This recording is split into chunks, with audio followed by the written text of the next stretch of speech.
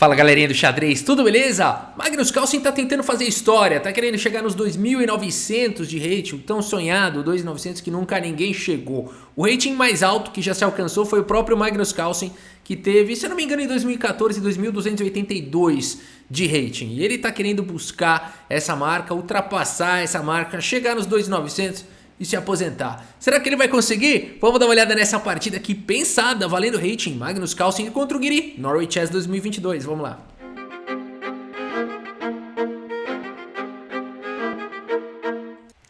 Muito bem, galera. Magnus Carlsen aqui tem as peças brancas e ele abre aqui a partida com peão dama D4. O Guiri responde com cavalo em F6, C4, E6, cavalo F3, D5, e aqui, será que o Magnus Carlsen vai para aquela catalã, aquelas coisas? Aqui ele decide jogar com cavalo C3 e aqui C5 pelo Guiri. Então não teremos uma catalã aqui tão jogada do Magnus Carlsen, que é quando ele vai jogando com o fianqueto e tudo mais. Aqui já virou outra coisa, virou aqui um tarraxe, a gente chama de tarraxe, aqui ortodoxa, tem vários nomes. Fica aqui essa pressão aqui no centro. C por D5 foi jogado, C por D4. Dama por D4, E por D5 e as pretas vão jogar com o peão isolado. Bispo G5, opa, bispo E7 aqui protegendo o cavalo, falou, oba, ganhei um peão. Na verdade não, né? Você não vai jogar bispo por cavalo e ganhar o peão aqui, felizão da vida e perde a dama, né? Bispo por cavalo, esse lance vem com cheque e depois sobrou uma dama olhando para o lado e não tem ninguém para ajudar ela, né? Então a partida não seguiu com isso, claro, aqui E3 pelo Magnus Carlsen e agora a Roque aqui pelo Guiri colocando o rei em segurança. Bispo em E2, Carlsen segue desenvolvendo, continua não podendo capturar em F6 e capturar em D5. Cavalo C6 pelo Guiri atacando a dama, tira a dama daqui, o Magnus Carlsen dama D3. H6, o bispo foi para H4 e o bispo vem para E6. Guiri traz mais uma proteção aqui para o peão central. Roque colocando o rei em segurança, a dama B6, o Guiri começa a pressionar agora aqui em B2. E o Magnus Carlsen decide que agora dá sim, antes não estava dando para capturar esse peão, agora eu vou, né? Então aqui ele segue com bispo por cavalo, aqui eliminando o defensor, bispo por F6 e aqui ele foi bala, mandou bala. Cavalo por D5 aqui pelo Magnus Carlsen, atacando a dama aqui de B6 e atacando também o bispo aqui de F6, mas existe um ataque aqui em B2 e o Guiri segue então com primeiro bispo por cavalo e depois de dama por D5, dama por B2, recuperando aí o peão, né? E aqui o Magnus Carlsen tem a torre atacada e tá atacada duas vezes por duas peças, pela dama e pelo bispo, mas ele não se incomoda com isso não, ele segue desenvolvendo aqui com bispo C4 o Magnus Carlsen e o Guiri vai para uma decisão aqui bem interessante, que é trocar a dama por duas torres, né? Será que vai dar certo isso, Guiri? Em geral, duas torres costumam ser ligeiramente melhores, né, do que uma dama, mas... E nessa posição em particular, será? Não existe uma resposta fácil. O que sabemos é que o Carlsen não gastou nada para jogar isso aqui até agora, ó. 1h38, ó. Ele começou com 1h30 no relógio, ele tem 1h38. O Guiri já pensou um pouquinho mais, que aqui tem 30 segundos de acréscimo por lance, né? Então a gente vê que o Carlsen jogou tudo, isso aqui é o toque, né? E a partida seguiu com dama por A1, o Carlsen não tem outra coisa a fazer, a não ser capturar, e o Guiri então foi para essa decisão de tomar as duas torres aí do Magnus Carlsen, entregando a dama. Será que foi uma boa decisão? A questão é, galera, olha para essa posição aqui rapidamente, qual é o plano das brancas, né? Não é muito fácil de encontrar um plano aqui para as brancas, mas a gente percebe que as brancas têm um problema já aqui na fileira do fundo, né? Então um lance como torre D8 seguido aqui de cheque pode trazer bastante incômodo, tudo bem que o bispo ainda volta, mas você não quer passar por isso. E o Magnus Carlsen aqui nessa posição então pensa bastante e ele encontra um plano muito legal. O Magnus Carlsen tem a dama, e dama é sempre perigosa contra ataques contra o rei. Cara, ele vai para uma ideia sensacional.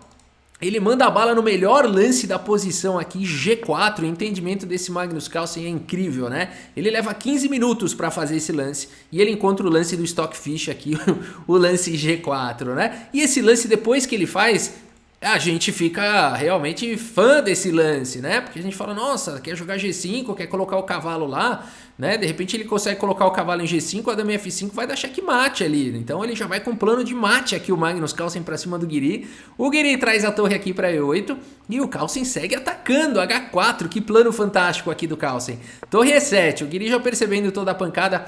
para cima de F7, já trouxe a torre para defender, G5 aqui pelo Magnus Carlsen.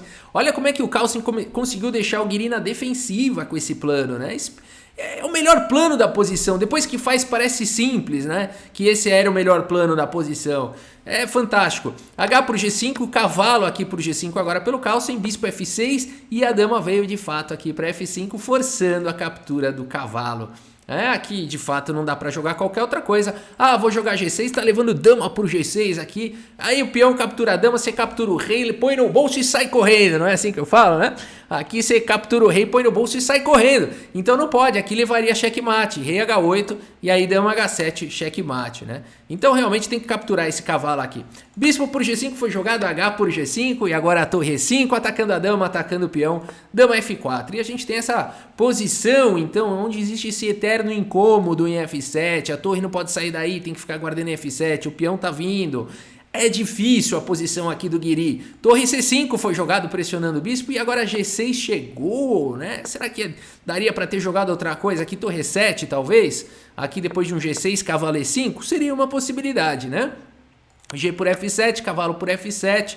E aqui o que as brancas poderiam fazer? De repente começar a subir esses peões agora, né? E4, proteger o bispo, mandar bala no E5, mandar bala no dama B4, por exemplo, centralizar a dama e mandar o F4. Poderia seguir dessa forma, não foi assim que seguiu na partida, ainda assim a gente percebe que as pretas toda hora tomando sufoco, né? Porque o cavalo está cravado, porque os peões estão avançando, mas essa continuação seria bem sólida, né? Mas aqui o Guiri faz esse lance torre C5 e leva esse G6 agora a coisa complica. Cavalo E5 foi jogado, mas agora G por F7, cavalo por F7 e aqui bispo E6. O Magnus Carlsen deixa o bispo aqui fora do ataque da torre para poder liberar a dama aqui para outros lugares e sempre deixando o cavalo aqui cravado, ou seja, essa torre não pode se mexer. Então olha que posição incômoda aqui já para o Guiri. Tem peão subindo, o ponto todo é esse. Torre H5 foi jogada agora pelo Guiri, dama C7. A pressão em F7 continua e agora tem pressão aqui nos peões. E aqui realmente a ameaça do Magnus Carlsen é começar a subir esse peão aqui, uma vez que o cavalo está cravado, tirar o bispo e sair avançando e vai promover esse peão, né? Por exemplo aqui a partida seguiu com o G5, né? Mas a gente fica imaginando se ele jogasse aqui, sei lá, um lance como A5 de repente, ou torre H6, vamos ver essa outra possibilidade. Torre H6 não dando para capturar aqui em B7, parece um bom lance, mas aqui dama E7, o Magnus Carlsen passaria a vez, e aqui se as pretas começam a jogar qualquer coisa, tipo B5, olha o plano das brancas, seria, né, não foi assim que seguiu na partida, seria disparar o peão. Então aqui depois de A5, por exemplo, E5, depois de B4, por exemplo, bispo C4, abrindo o caminho para o peão. Ainda o que as brancas vão jogar? Dama D7 para poder avançar o peão sem parar. Torre G6 dá cheque e o rei sai, não adianta. Torre H6, dama D7, abriu o caminho para o peão passar. E aqui torre H1 cheque também não adianta nada. E depois de um torre 1, por exemplo, E6 chegou. Cavalo E5, E7 cheque. O cavalo ainda captura o bispo. Tudo bem, mas aqui tá caindo a torre e depois ainda cai o cavalo, né? Vamos ver aqui essa sequência. Cavalo por C4, primeiro você pega a torre, depois você dá um cheque lá em C8, pega o cavalo. E a gente teria um final vencedor aqui para as brancas, né? Para o Carlsen.